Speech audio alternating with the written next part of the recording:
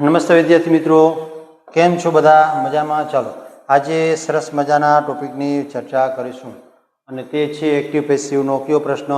તો કે WH પ્રશ્ન, જે સામાન્ય રીતે એક્ટિવ પેસિવમાં અઘરો લાગતો પ્રશ્ન છે, પરંતુ આજે આપણે આની પ્રેક્ટિસના ભાગ સ્વરૂપે સંપૂર્ણ માહિતી મેળવવાની છે અને વિગતવાર ચર્ચા કરવાની છે.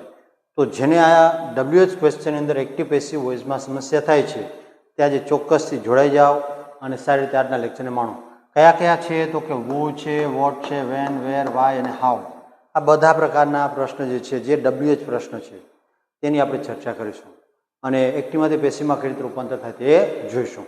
થઈ જાવ તૈયાર અને ચકાચક રીતે માણો આજના લેક્ચરને. ચાલો, સૌપ્રથમ આપણને ખ્યાલ છે કે સાહેબ પહેલા નિયમ જોઈએ. તો આજે નિયમની વાત કરીએ તો સતત આપણે આજે 7મા દિવસે પણ એકની એક વાત રિપીટ કરવા જઈ રહ્યા છીએ.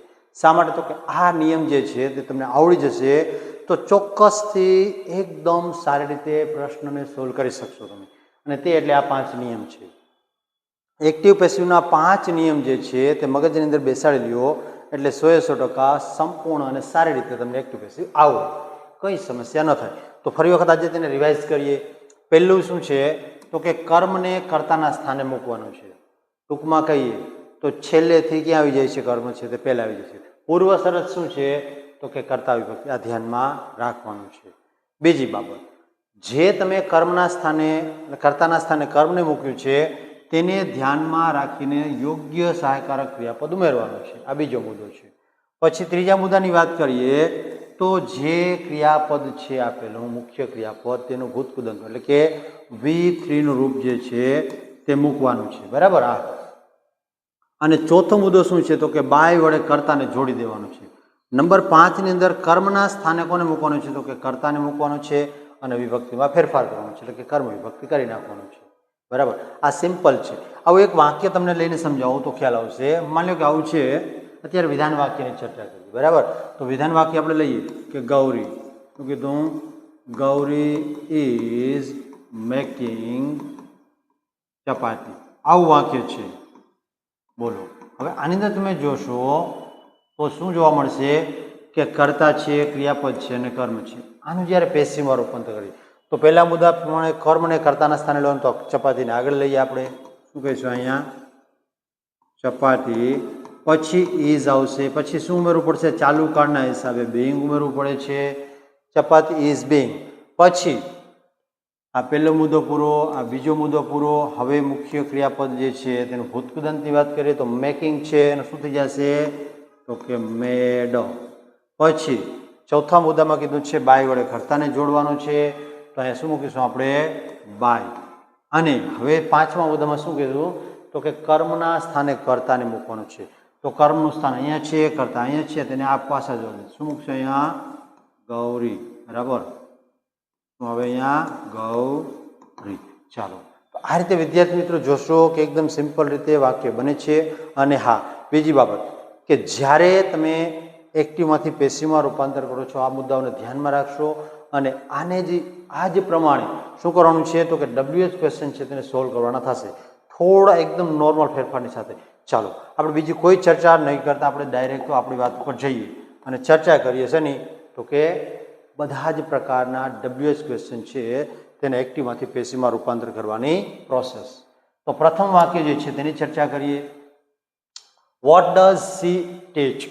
હવે વોટ વાળું વાક્ય આવે છે ત્યારે સાવ કહેવાય ને કે સિમ્પલ રીતે એક થોડી તકલીફ થશે. અહીંયા મેં તમને કીધું છે કે જ્યારે કર્તરી એટલે કે કર્મણી પ્રયોગમાં રૂપાંતર કરવાનું છે, પેસિવ વોઇસમાં રૂપાંતર કરવાનું છે, ત્યારે શેની જરૂર પડે? તો કે કર્મની. પણ ચાલો પ્રશ્ન એ છે કે વોટથી જ આપણે શરૂઆત કરી છે અને વોટ જે છે તેની અંદર કર્મ હોતું નથી વોટવાળા વાક્યમાં. તો તે વાક્યને કઈ રીતે બનાવવું તે ખાસ ધ્યાનમાં લેશું આપણે. બરાબર? જોઈએ, ચર્ચા કરીએ કે શું થશે. તો કે વોટ સૌ પ્રથમ બીજી વાત એ કે કોઈ પણ સહાયકારક કોઈ પણ WH ક્વેશ્ચન હશે તો જ્યાંનો ત્યાં જ રહેશે, તેમાં કોઈ ફેરફાર કરવાનો થતો નથી. બરાબર? સિવાય કે વોની અંદર તો અહીંયા શું કીધું? વોટ. હવે કાળ કયો છે? તો કે સાદો વર્તમાન કાળ છે. તો વોટની સાથે સહાયકારક ક્રિયાપદ શું આવે? સાદા વર્તમાન કાળ. તો કે ઇઝ એમ અથવા આર આવે. તો આપણે એમ મૂકીએ ઇઝ. What is. હવે અહીંયા કર્મ નથી તો આપણે કર્મને આગળ લેવાનો પ્રશ્ન નથી થતો કાંઈ. બરાબર? આગળ પાસે કરવાનો. તો તો વોટ ઇઝ શા માટે? તો કે કર્મનું કાર્ય કોણ કરે છે? તો કે વોટ શબ્દ છે પોતે કર્મનું કાર્ય કરે છે. તો વોટ ઇઝ અને ક્રિયાપદ શું છે? તો કે ટીચ. What is ટોટ. ટીચનું ભૂતકૃદન શું થાય? ટોટ. અને બાય કરી અને સીનું શું થશે? હર. What is ટોટ by her. સમજાય છે? તો આ રીતે જ્યારે વોટવાળું વાક્ય આવે છે ત્યારે આ રીતે પ્રશ્નાર્થમાં શું એક્ટિવમાંથી પેસિવમાં રૂપાંતર થાય છે. બીજું વાક્ય જોઈએ. Why will he complete the project. તો અહીંયા વાય છે તેને કોઈ ફેરફાર કર્યા વગર એમને રાખશું અને વિલ છે તે પણ જેમનું તેમ રહેશે અને કર્મ છે તે આગળ આવશે the project. Why will the project. બરાબર. અને હવે વધારાનો શબ્દ કયો ઉમેરવાનો થશે? તો કે બી. શા માટે? તો કે ભવિષ્યકાળ છે એટલા માટે. વાય વિલ ધ પ્રોજેક્ટ બી. પછી કમ્પ્લીટ છે એનું કમ્પ્લીટેડ.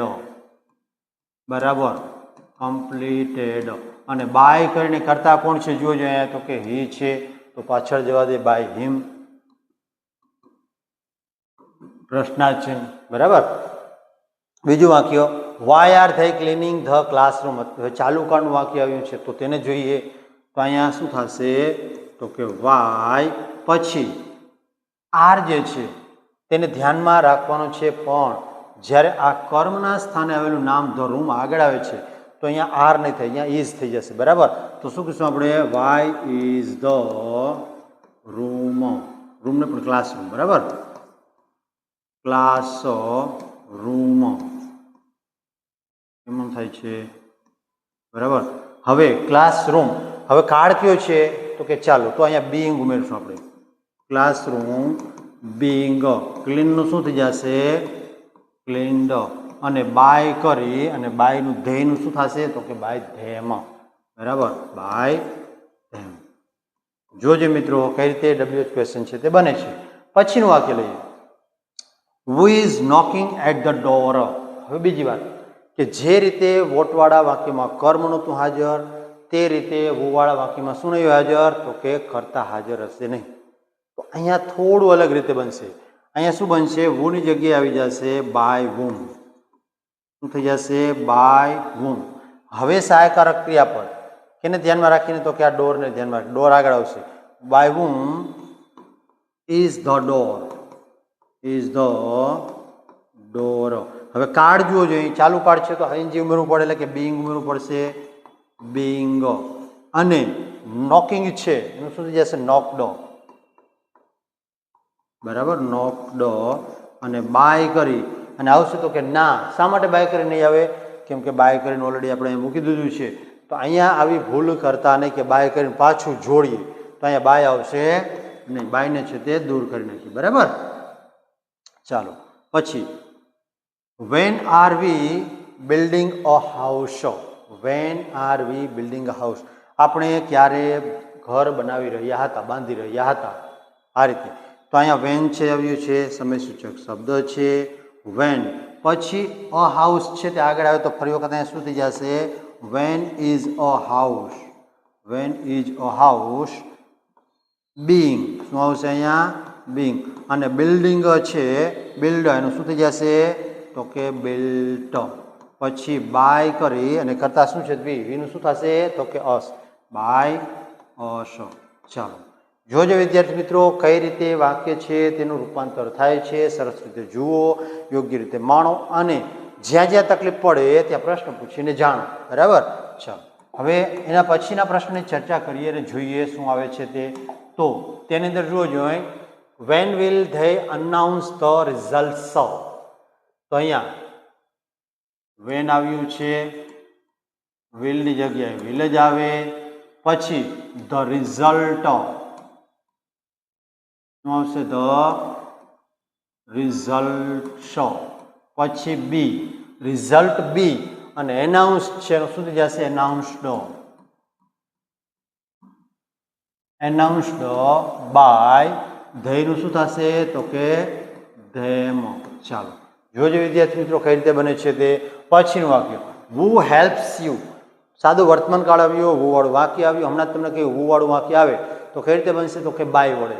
તો અહીંયા શું કહીશું? અહીંયા બાય. હુની જગ્યાએ શું થઈ જશે? વુમ. હવે સહાયકારક ક્રિયાપદ શું લઈશું આપણે? યુઝ. ઇઝ અથવા આર એ કેના આધારે નક્કી કરશું તો કર્તાના આધારે. અહીંયા મેં યુ ઇઝ મૂકી તો દીધું પણ હકીકતમાં યુ આગળ આવે છે તો અહીંયા ઇઝ ચાલશે નહીં. તો શું મૂકશું આપણે? By whom are you helped. બરાબર. તો અહીંયા આવી ભૂલ ન થાય તે ખાસ ધ્યાનમાં રાખશું કેમ કે આ કર્તા જે છે તેના આધારે મુકાયું છે અહીંયા. હવે વોટ આર યુ ડુઈંગ. હવે ફરી વખત અહીંયા વોટ વાળું વાક્ય આવ્યું છે તો શું કહીશું? What is. શા માટે? તો કે ચાલુ કાળ છે. વોટ ઇઝ પછી અહીંયા શું મૂકશું આપણે? બીંગ. What is being.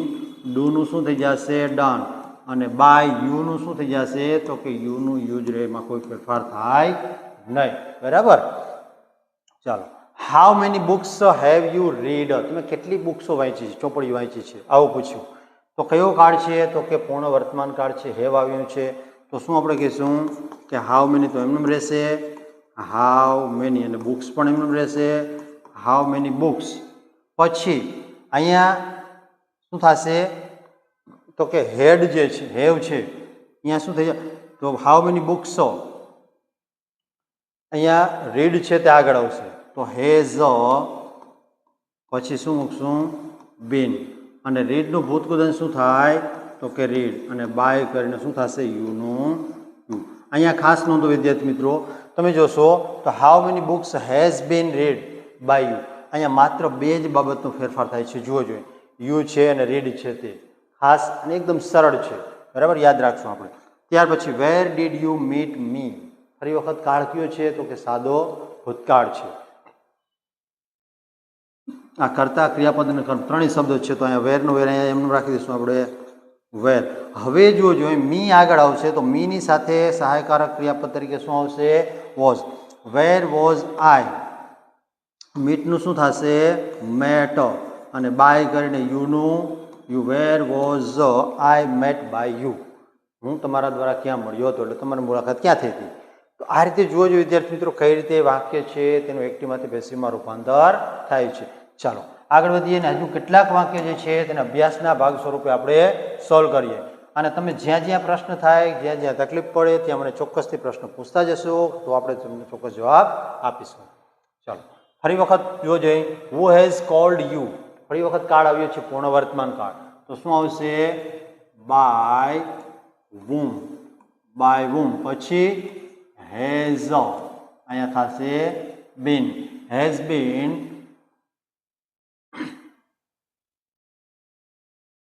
શું થશે અહીંયા? By whom has been you called. By whom has been you called. ચાલો જોજો મિત્રો કઈ રીતે બને છે તે એકદમ સિમ્પલ છે અને સરસ રીતે બનતું જાય. પછી વોટ ડીડ સી બાય. તેણીએ શું ખરીદ્યું. તો હવે જોજો અહીંયા વોટ પછી શું કહીશું આપણે? વોઝ. વોટ વોઝ અને બાયનું શું થશે? Bought. What was bought by you. સીની જગ્યા શું થઈ જશે? Her. What was bought by her. પછી who helped you yesterday. ફરી વખત બાય whom વાળું વાક્ય આવ્યું. By whom. બરાબર. તો શું આવશે? By whom was you. was you helped. બરાબર. ક્યારે? તો કે yesterday. જુઓ જો મિત્રો કઈ રીતે બને છે તે. અહીંયા આપણને અન્ય શબ્દ આપ્યા છે તે પાછળના નામ રહેશે. હવે વાક્ય આવે તેના પછી why are they cleaning the classroom. બરાબર. ચાલુ કાળનું છે, ચાલુ વર્તમાન કાળ તો આપણે શું કહીશું? વાય. હવે ઇઝ આવે છે કે આર એ આપણે નક્કી કેના આધારે કરશું? તો કે ક્લાસરૂમને આગળ લઈએ. ક્લાસરૂમ સિંગ્યુલર છે એટલે આપણે શું મૂકશું અહીંયા? Is. Why is the classroom. પછી શું થશે? ક્લાસરૂમ. પછી બીંગ. શું થશે? બીંગ. ક્લીનનું શું થઈ જશે? Cleaned by. કોણ છે કરતા? ધેય. તો ધેયનું થશે ધેમ. ચાલો મિત્રો નેક્સ્ટ વાક્યની ચર્ચા કરીએ. When did they open the door, open the shop. બરાબર. When did they open the shop તો આપણે વેનનું વેન લઈએ. વેન પછી શું આવશે? તો કે વોઝ. શા માટે? તો કે ધ શોપ આગળ આવે છે તે છે singular. When was the shop. પછી ઓપનનું શું થઈ જશે? ઓપન્ડ બાય કરીને ધેયનું શું થશે? ધેમ, બાય ધેમ. ચાલો, તો આ છે WH ક્વેશ્ચન. હજુ એક થોડાક પ્રેક્ટિસના વાક્યો છે તેને આગળ લઈએ અને જોઈએ કઈ રીતે બને છે તે. ચાલો, ફરી વખત કેટલા વાક્ય છે તે જોઈએ. What were you doing? ચાલુ ભૂતકાળ, બરાબર. તો જો જે વોટ છે તે જેમનું તેમ રહેશે. વોટ પછી શું કહીશું આપણે? વોટ વર શું આવશે અહીંયા? બીંગ. વોટ વર બીંગ, ડુનું શું થશે? ડન, અને બાય કરી અને યુનું તો યુ જ રહેશે. What were being done by you, બરાબર. ચાલો, તો આ રીતે.